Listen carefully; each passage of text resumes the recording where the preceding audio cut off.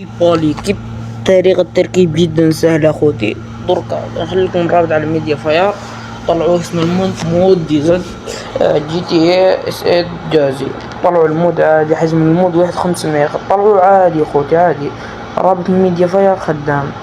ضغطوا عليه كذا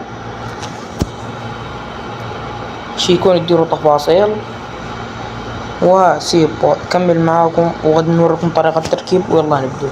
ونفس الحاجة مع جي تي مود الجزائر أو جي تي الأبو كاسي قصدي يعني. مسطروا عليها كذا تثبيت ديروا تنزل على أي حال.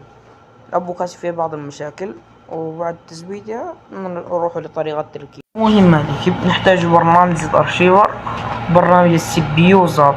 نحتاج البرنامج في التركيب. نروح للأرشيفر ننزلو داونلود. أنا حولت المكان اوكي. نحتاج الابوكاسيو والمود تاع مود جي تي اس اي. نسطروا على الابوكاسيو نديرو تثبيت ونديرو تحديث له شي يكون تفوت على المود. ديرو حسنا سماح اوكي، وبعدها نديرو تم. نضغطوا على هذا ونديرو استخراج هنا ونروح بعد الاستخراج نعود لكم.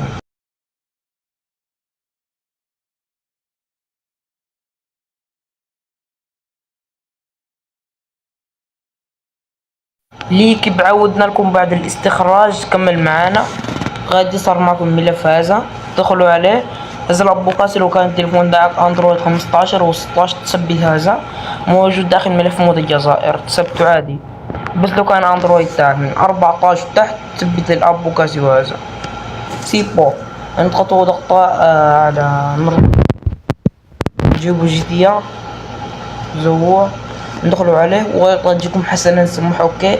لو مكانش عندك ابوكاسيو تخرج منه فورا وبعدها تديروا ضغطة مطولة وديروا عليه نسخ هكذا او وصل شي يكون احسن. دير غص وبعد تضغط على هذا مود دي فوق هذا ونروح على ذاكرة الجهاز سيبا.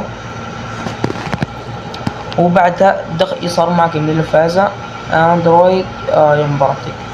هنا هو الملف اندرويد وهو تحت فورا وتروح للداتا ها هو وبعدها تلصقوه هنا.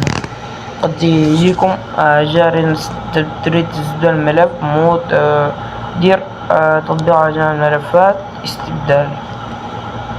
وبعدها وركزوا معي في هذه الطريقة ما غادش يعرفوها بعض الناس اللي هي تغيير اسم المعالج تاعك. نحتاجه هذا برنامج سي بي يو موجود في بلاي ستور هو زد ارشيف. هي سهلة. عندك 3 معالجات مالي باور ادرينو وانا المعالج تاعي باور عادي.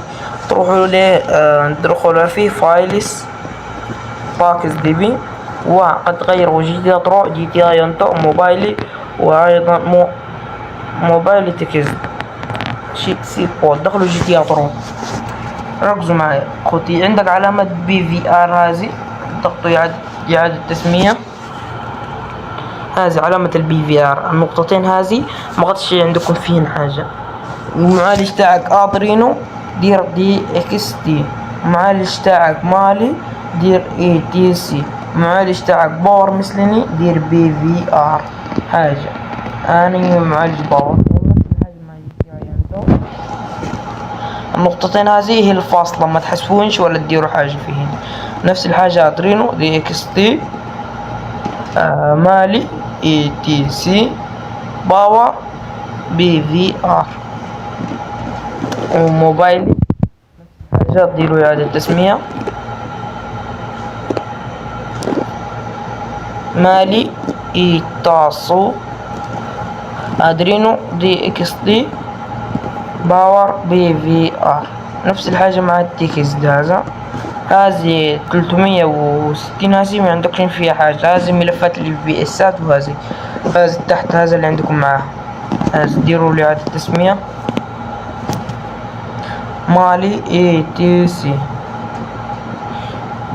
ادرينو دي اكس دي باور في ار بي في ار حسنا. والآن قد تخرجوا منها كاملة ودخلوا في جي تي فايت اي ام ال. وركزوا معي في الخطوة الجاية لأنها مهمة جدا بزاف. أول ما دخلت معك اللعبة تدير أوفلاين. هنا خذ عندكم هذه الإعدادات وهذه هنا. طبعا عندكم خيارات القائمة. تضغط على هذا الخيار هنا، بعد ما تضغط عليه تقوم بتعلية هذا وهذا للنهاية لأنه مفيش اختفاء مباني، وتدير هذا HIGH وبعدها تدخل اللعبة.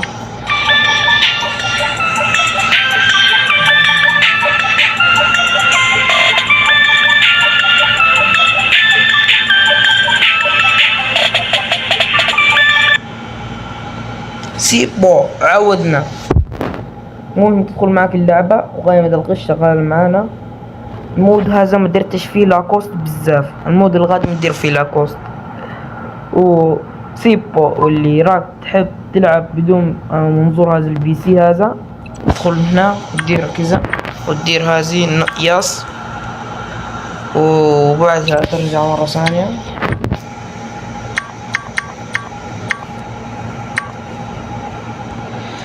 شوف هذه بزاف لكي تلعب بمنظور بيسيات هذه، وترجع مرة ثانية حطوها كذا مثلا، وكذا تقدر تلعب كأنك تلعب في لعبة GTR أصلية، يعني بدون منظور بي سي ولا أي شيء.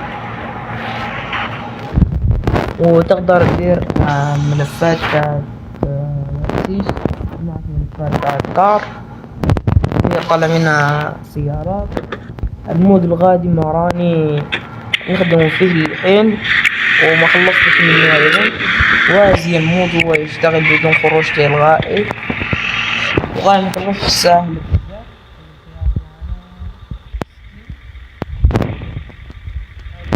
قلم الشخصيات وهذه المهارات. المود الغادي ندير في لاكوست، مدرتش في لاكوست بزاف. وكيف طلعوا شخصيات طلعوها عادية، وباش تغيروا الوقت ديروا سيش وتنزلوا هكذا. طلعوا سلاح، هذا الخيار حق الأسلحة تديروا عليه ضغطتين وها هي.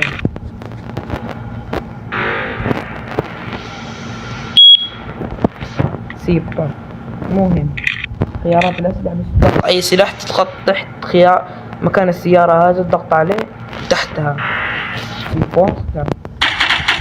هو المهم هذه كيف. لو عايزين أي شرح اكتبوا لي في التعليقات شرح ماذا، وأنا أنزل لك فيديو مخصصا لك. ومع السلامة.